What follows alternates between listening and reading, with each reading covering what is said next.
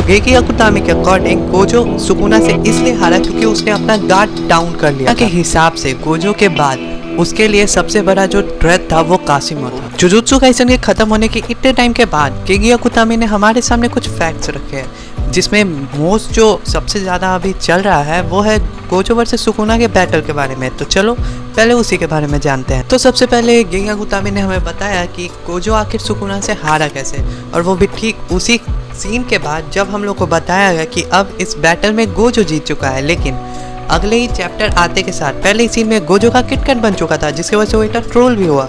लेकिन आखिर में वो हारा कैसे? तो गेकी अकुतामी के अकॉर्डिंग गोजो सुकुना से इसलिए हारा क्योंकि उसने अपना गार्ड डाउन कर लिया था। इसी सीन में गोजो को वर्ल्ड कटिंग स्लैश लगा था, और जो आप अभी देख रहे हैं वो आधा पैनल है, पूरा पैनल कुछ ऐसा होने वाला था। इसमें आप गोजो को क्लियरली स्लैश लगते हुए देख सकते हैं। और अगर आपको लग रहा हो कि गोजो इस पैनल में मुस्कुरा क्यों रहा है तो एक सेकंड रुको। तो इस वक्त आप क्लियरली देख सकते हैं कि गोजो के मुंह पे जो स्माइल था वो असल में उसका चोट था, और इस वक्त गोजो पूरी तरीके से शॉक है। और गोजो शॉक इसलिए क्योंकि वो ये स्लैश एक्सपेक्ट ही नहीं कर रहा था। और गोजो ने इसे पहले भी गार्ड डाउन किया है। सबसे पहले जब इसने किया था तो तोजी ने इसे ऑलमोस्ट मार ही दिया था, लेकिन रिवर्स कर्स की वजह से ये जिंदा हो गया था। दूसरी बार गोजो ने शिबुया में अपना गार्ड डाउन किया, जिस टाइम पे केंजाकू ने इसे सील कर दिया और ये फिर ऑलमोस्ट मरते मरते बचा था।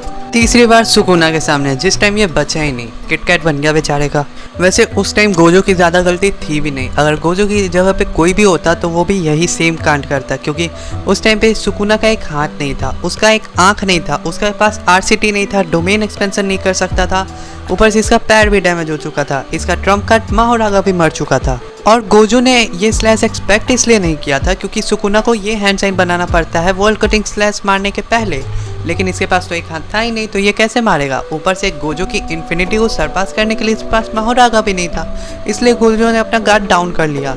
और अगर आप लोग को लग रहा हो कि गोजो ने इसके स्लैश को देखा नहीं था, तो ऐसा बात नहीं है।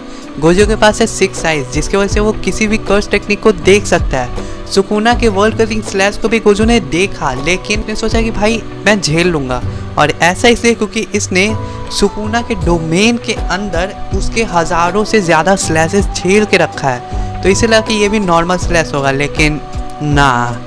इसके बाद जो हुआ वो सबको पता है। इसके बाद गेकी अकुतामी सेंसे ने हम लोग को बताया कि सुकुना के हिसाब से गोजो के बाद उसके लिए सबसे बड़ा जो थ्रेट था वो कासिमो था। डूड कासिमो, जो मैक्स टू मैक्स 2 चैप्टर भी ठीक से नहीं टिक पाया, जिसने अपने फुल लॉन फॉर्म में जाके, अपने फाइनल फॉर्म में जाके भी सुकुना को 2 हिट मारा है।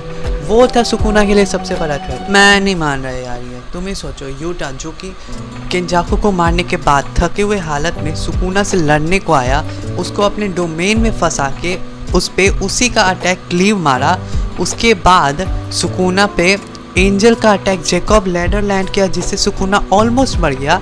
उससे के बाद भी सुकुना से पिटने के बाद वो केंजाकू का कर्स टेक्निक यूज़ के गोजो की बॉडी में जाके गोजो का डोमेन एक्सपेंशन से सुकुना को इतना मारा। वो बंदा सुकुना के लिए थ्रेट नहीं था, कासिमो था। भाई यूटा जितना पुश किया ना सुकुना को, कासिमो उसका 1% भी मुश्किल से किया होगा यार। के बाद गेकी अकुतामी सुकुना के बारे में कुछ ये बोलता है, Everyone loves the mysterious fairy Sukuna who kills, eats and rampages as he plays। भाई ये पढ़ के हम तो समझ गए कि गेकी यार प्रपोज कर रहा है सुकुना को।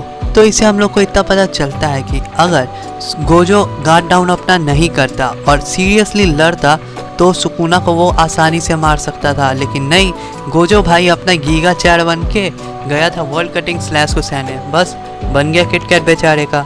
तो बस आज की वीडियो के लिए बस इतना ही। अगर वीडियो पसंद है वीडियो को लाइक और चैनल को सब्सक्राइब कर देना। मिलेंगे नेक्स्ट वीडियो में, तब तक के लिए पीस आउट।